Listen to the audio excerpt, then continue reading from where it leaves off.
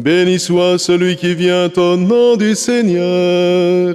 Béni soit le règne qui vient, celui de David notre Père. Alléluia.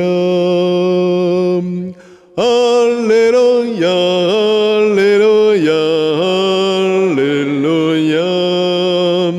Alléluia, Alléluia, Alléluia. Le Seigneur soit avec vous. Évangile de Jésus-Christ selon saint Matthieu. Gloire à toi, Seigneur.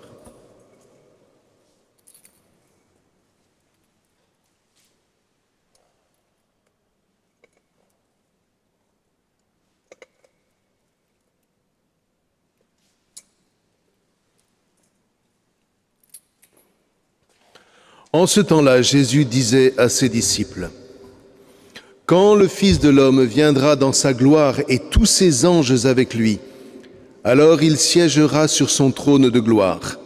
Toutes les nations seront rassemblées devant lui. Il séparera les hommes les uns des autres, comme le berger sépare les brebis des boucs. Il placera les brebis à sa droite et les boucs à sa gauche.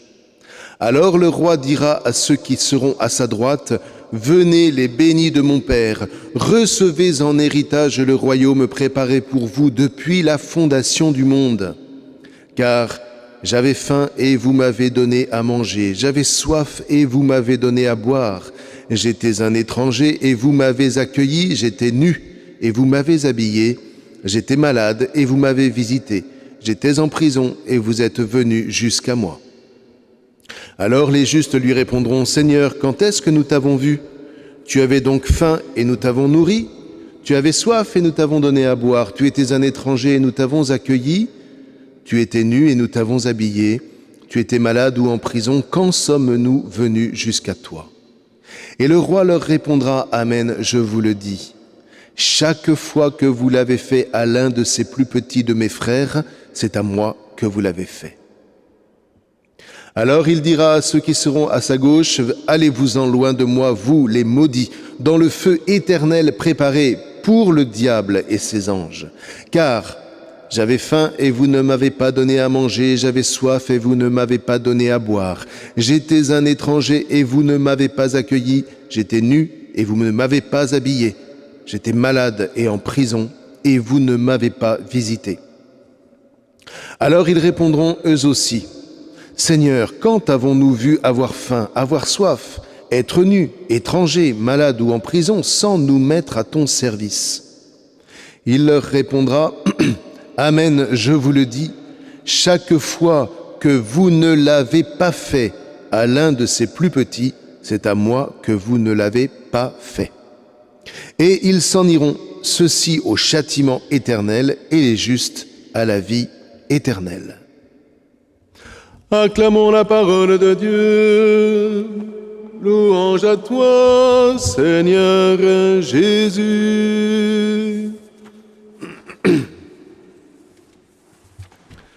Alors, comme tous les ans, la grande question se pose et se repose.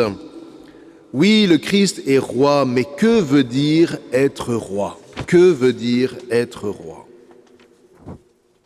Alors évidemment, la première réponse qui vient à l'esprit, c'est être roi, d'après le prophète Ézéchiel, c'est être berger. Oui, sûrement. Mais attention aux images que nous avons du berger. Souvent, l'image du berger est un berger style doudou, qui prend l'agneau sur son cœur, qui le caresse, qui fait des jeux. C'est un doudou, ça n'a rien à voir. Parce que le mot important du livre d'Ézéchiel, c'est le berger veille sur les brebis de son troupeau quand elles sont dispersées, quand elles sont séparées les unes des autres, donc impuissantes. Donc, veiller sur les brebis, il s'agit de les délivrer dans tous les endroits où elles ont été dispersées, séparées, pour les rassembler. Le rôle du roi, c'est précisément de libérer son peuple en lui permettant, en allant chercher chacun de ceux qui le constituent et en les rassemblant comme un vrai peuple. Voilà le rôle du roi.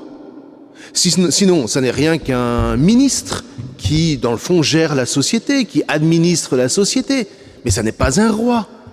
Le roi doit faire sentir au peuple la puissance de l'esprit qui les unit, qui unit les individus les uns aux autres. Voilà le rôle du vrai roi. Alors ce roi élève chacun parce que grâce à lui, on se sent appartenir à une véritable communauté de vie, cette communauté qui est le lieu d'une véritable force intérieure qui nous fait aller de l'avant. Alors chaque individu reste ce qu'il est, ce qu'il a en propre, mais sa force vient de ce qu'il ressent en lui, l'âme du peuple auquel il appartient. Voilà le roi. En dehors de cela, il n'y a aucun roi qui tienne. Ce sont des potentats, ce sont des tyrans, ce sont des ce que vous voulez. Ce ne sont pas des rois. Or, voyez, pourquoi Dieu est roi? Parce que le premier acte qu'il a jamais posé, qu'il a posé, le premier acte par lequel la Torah commence, c'est la libération d'Égypte. Je vous ai libéré, et parce que je vous ai libéré, je suis votre roi. Pourquoi est-ce que Jésus est roi? Parce qu'il nous libère de la mort. Nous sommes prisonniers de la mort à cause du péché, nous entrons donc dans la mort, mais il se trouve que lui nous a précédés dans la mort, il y a déposé la lumière de la vie éternelle, ce qui fait que grâce à lui, lorsque nous mourrons, nous entrons dans la lumière. Sommes-nous prêts à nous laisser brûler à ce feu? Eh bien, nous serons prêts si, effectivement, pendant toute notre vie, nous aurons accepté, nous aurons consenti à la royauté du Christ sur nous. Et à quoi est-ce que je vois que je consens à la royauté du Christ? C'est lorsque je fais ce qu'il me demande de faire. J'avais soif, vous m'avez donné à boire, j'étais un étranger, vous m'avez accueilli, j'étais nu, vous m'avez habillé, j'étais malade, vous m'avez visité, j'étais en prison et vous êtes venu jusqu'à moi. Ce n'est pas simplement ici un rôle social. Vous voyez, il ne s'agit pas simplement de donner à celui qui a soif, de venir avec lui, à côté de lui, puis de lui donner à boire. Il s'agit de lui faire sentir que derrière ce simple verre d'eau, il appartient à une communauté de vie. À travers ce verre d'eau, il y a une fraternité qui se manifeste. De telle sorte que, grâce à cette fraternité concrète, il se sente ragaillardi à l'intérieur de lui, qu'il se lève et que lui-même se mette à libérer ses frères et sœurs. Parce que, précisément, derrière ce verre d'eau, derrière cet accueil, derrière cet habillage, derrière ces visites, mais c'est de liberté qu'il est question. Nous libérons ceux qui sont prisonniers de la soif, de la faim, de la prison, ceux qui sont nus.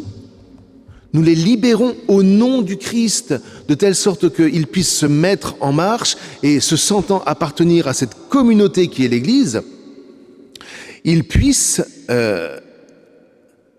eux-mêmes faire l'expérience de cette liberté intérieure, parce que cette force intérieure dont on parle depuis tout à l'heure, c'est une liberté intérieure. Je me sens libre parce que le roi veille sur moi, veille à ma liberté.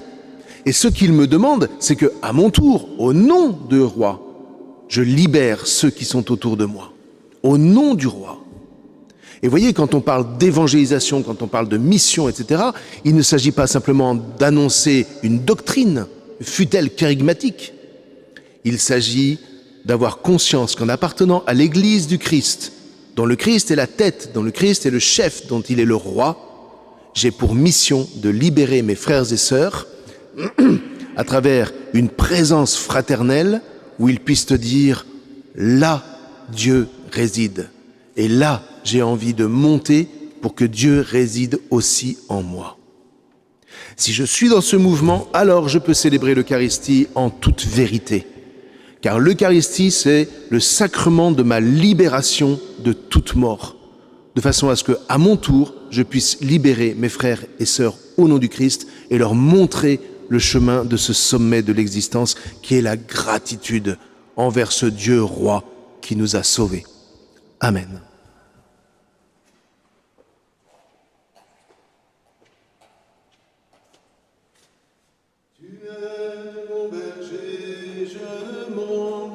de rien.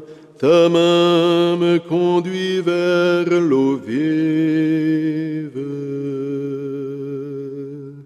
Tu es mon berger, je ne manque de rien. Ta main me conduit vers l'eau